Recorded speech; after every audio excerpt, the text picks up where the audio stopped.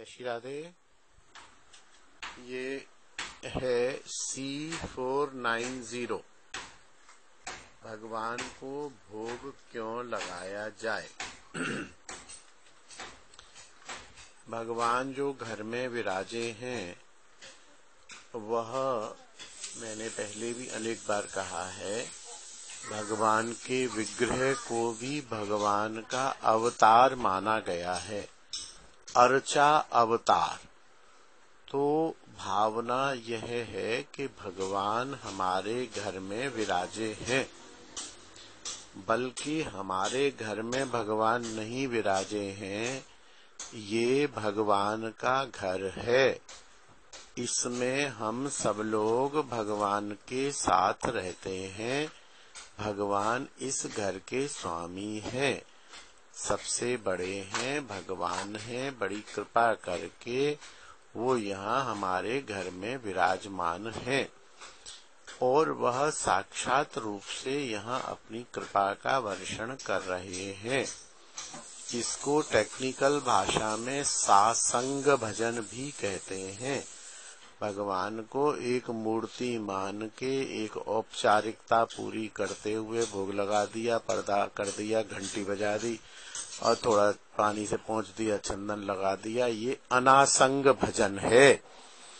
जब भगवान को साक्षात ये मान के कि भगवान यहाँ विराजमान हैं, तो यह भावना आना ही सासंग भजन है।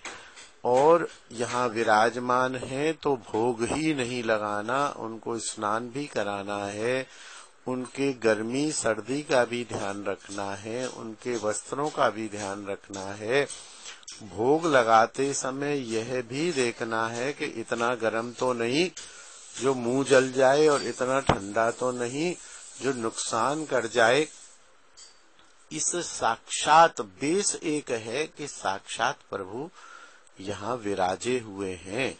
ठीक जैसे जैसे मैं आपके घर आऊं तो आप जैसे मुझे चाय पिलाते हो, नमकीन खिलाते हो, प्रसाद खिलाते हो, मेरे आगे पीछे भागते हो, मुझे ऊपर बैठाते हो, नीचे बैठाते हो, पंखा चलाते हो, एसी चलाते हो, उसी प्रकार भगवान जब विराजे हैं और भगवान सबसे बड़े हैं, सबसे बड़े, जब सबसे बड़ा व्यक्ति, सबसे बड़ा तत्व, सबसे बड़ी शक्ति जब हमारे घर में विराजमान है तो सब कुछ छोड़कर उसकी सेवा का, उसके प्रसाद का, उसके भोग का हमें ध्यान रखना है।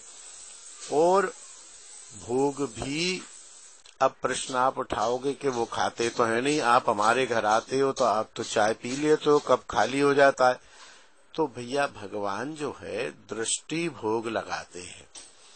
और संतों की तो ये भी धारणा है कि भगवान का भंडार चिन्मय है, वो पर्दा करने पर हमारा भोग पा लेते हैं और ठीक वैसा ही भोग अपने भंडार में से निकाल के थाली में रख देते हैं। लेकिन यहाँ तक मैं अभी नहीं पहुँच पाया हूँ, मुझे ऐसा नहीं लगता है। इतना अवश्य है कि भगवान दृष्टि भोग करते हैं, इस पर मेरी निष्ठा है कि हमने जो भी उनको रखा, भगवान हमारे भाव को देखते हैं कि देखो ये बालक ने ठंडा ठंडा करके खीर दिया है, फुल के भी गर्म नहीं है, सब्जी के साथ भी चम्मच है, पानी भी रखा है, तुलसी भी डाली है। तो भगवान ये देखते हैं और भगवान उस हमारे पदार्थ को देखते मात्र हैं, देखने से ही वो उनका भोग हो जाता है। इसको शास्त्र में दृष्टि भोग कहा गया है। तो वो भोग भी लग जाता है और मन निवेदितम तो निर्गुणम, वो भोग भी चिन्मय हो जाता है। और कहीं कहीं तो जब भावना हमारी दृढ़ होती है तो निश्चित रूप में भगवान के अधरामृत का दिव्य स्वाद भी उस प्रसाद में मिलता है।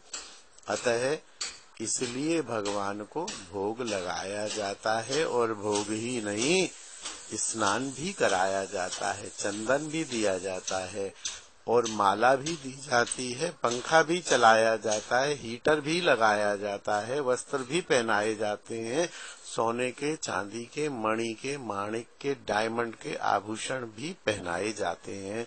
मेरे प्रभु जी, जय जय।